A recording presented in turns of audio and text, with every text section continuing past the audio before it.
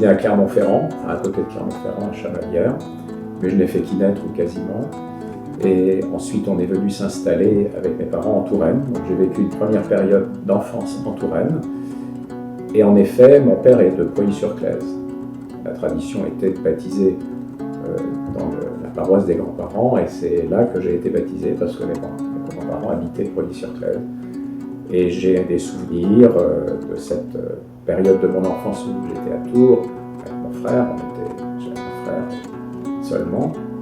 On était donc dans cette région à Tours et on allait régulièrement à Pouilly-sur-Claise. C'était tous les 15 jours, on allait voir les grands-parents et donc une partie des week-ends et des vacances, c'était Pouilly-sur-Claise.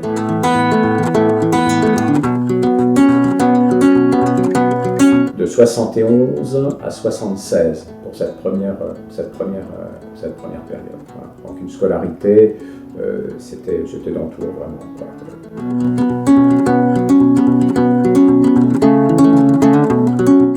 C'est de beaux paysages déjà. C'est des paysages, c'est des forêts, puisqu'on est allé aussi beaucoup se promener dans la forêt de Loches avec les parents, forêt de Chinon également, le bois des Hâtes. Donc c'est des souvenirs de nature, c'est des souvenirs de paysages en vélo, de bords de rivières, la Claise avec la pêche. C'est des souvenirs après qui sont vraiment proches, qui sont des souvenirs d'enfance, c'est-à-dire ce qu'on fait quand on est enfant, l'école, la piscine, le patinage. On faisait du patinage artistique, je me souviens, en primaire, à l'école où j'étais. C'est le genre de souvenirs que j'ai de la Touraine à ce moment-là.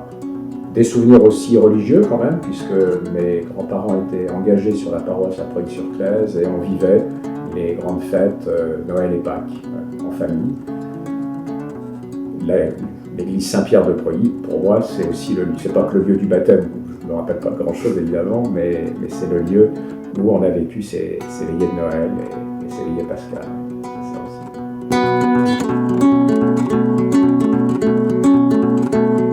Alors, on est allé ensuite s'installer à Dijon. Dijon est la région de Dijon. C'était pour une mutation de mon père, effectivement. Et là, ça a duré 9 ans. 9 ans dans cette région, donc c'est aussi une période très importante, évidemment. Beaucoup plus importante, je dirais, dans la manière dont on commence à avoir des orientations dans sa vie, à avoir des goûts, à comprendre certaines choses.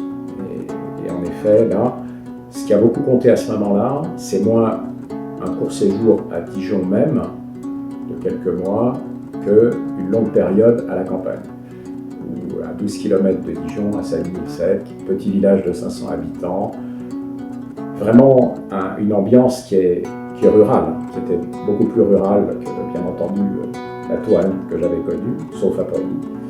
Et une paroisse qui était touchante, pour laquelle j'ai vraiment été pris d'affection, un modèle certes ancien, puisqu'on avait encore un curé qui était en soutane avec la barrette et qui faisait beaucoup de choses.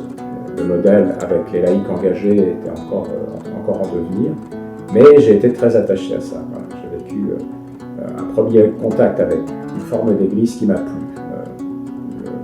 Le prêtre en question, le père Foltet, ça s'invente pas, le père Foltet, était un homme qui savait vraiment présenter le mystère chrétien, qui savait dire à la fois ce qu'il y avait d'attirant et ce qu'il y avait de grand, et il l'adaptait aux enfants, notamment au travers des récits de vie de saint.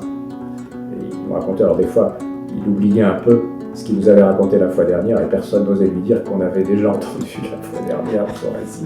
Mais ça fait rien. Moi, je ne l'ai eu que 2 années. Mon frère l'a eu 3 ans, je crois qu'il en avait un petit peu marre. Mais c'était bien, c'était vraiment attachant.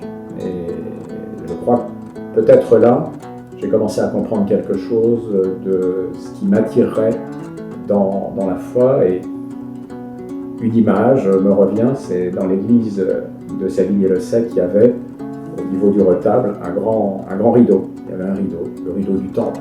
Et la question, elle était un peu, mais qu'est-ce qu'il y a derrière le rideau? Et je me dis, dans la question de la foi, il y a quelque chose de cet ordre-là. Voilà. à la fois on veut découvrir ou comprendre ce qui est derrière, et on comprend en même temps que l'essentiel n'est peut-être pas de savoir ce qu'il y a derrière, mais d'avancer vers ça. Et je pense que j'ai commencé à comprendre quelque chose comme ça avec lui.